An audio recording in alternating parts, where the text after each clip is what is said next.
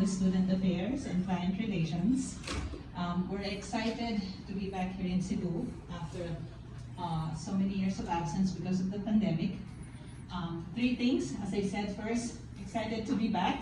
We usually have this kind of platform for you guys, just to help you out. And for my, personally, it's my first time to be in Cebu, to be here in lovely city, and to be with this group, which I am with our sales and marketing team. Of course, by Miss Cham. Andiyan siya sa harap. You see her. Yung mga na-meet niyo na earlier. I have Jessie at the back, whom you met at the registrar's office. Ma'am Nanette, who's also supporting us here, who's been an airline pilot wife for all these years. And of course, imagine, napaka-busy po ng aming kapitan, si Captain Gigante, that is now taking some videos, and Captain Vic Casibang at the back. Most of you have met them, so they're part of our training team and ensuring that we produce airline pilots, world-class airline pilots ready for the dreams. Okay, again, excited to be back.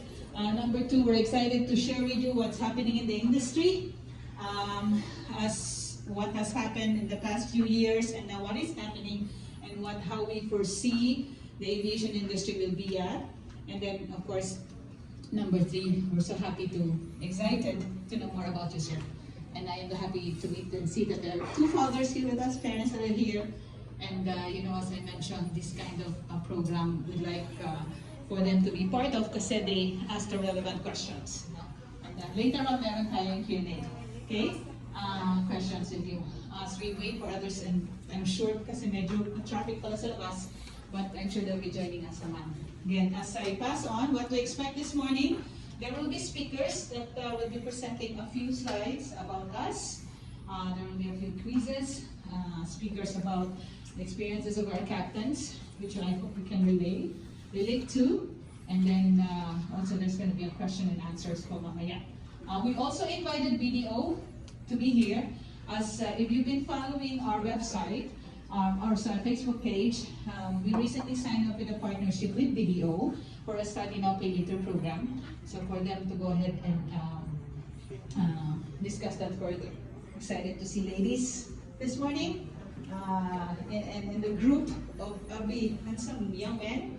And so yeah, I've been with the company since 2011. I started out with HR and then we got into the Student Affairs and Client Relations. We started out when they called an airline pilot program. Batch 1 was rolled out. Yung program from zero, flying hanggang type rating. And now we're welcoming a group next week, batch 64. Batch 64 na. So every other month is how we take in our students for the APP program. The FOT program is another program, and this will be discussed later. So I had the privilege of knowing, and you know, we had AAG, we have a hashtag called #AAG family.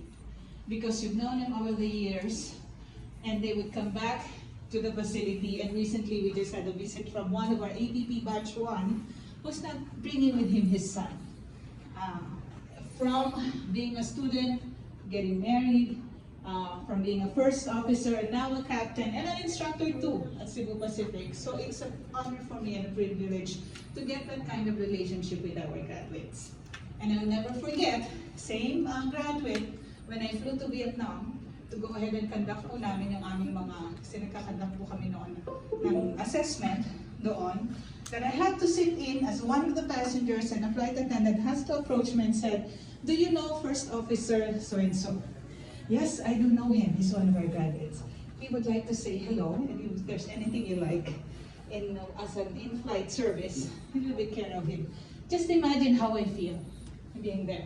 And then when the plane landed, and the next person sitting next to me said, "Did you notice how nice our landing was?"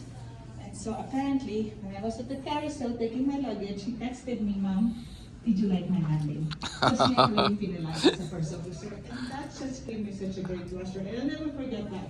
Because our vision is to have an AAG trained pilot in every flight deck in the region. We flew the company way back in 2019 before a pandemic para magkaroon ng team building po at sa Palawan. flight. And our crew, pagbaba namin sa plane, the first officer had to get down and hinabol na yung aming company driver.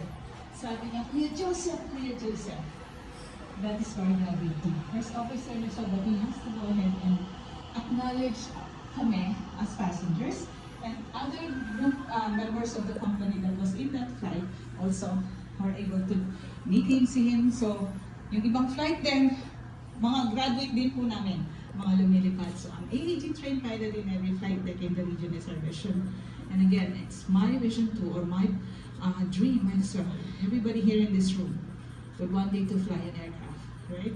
Taking your families with you. It would be a privilege of mine if one day I will be also sitting down as a passenger in the plane, and I know that I will be safe because you're the one flying it, okay? So again, welcome everyone to this conference, and this time, I would like to call in Champ to continue in the program.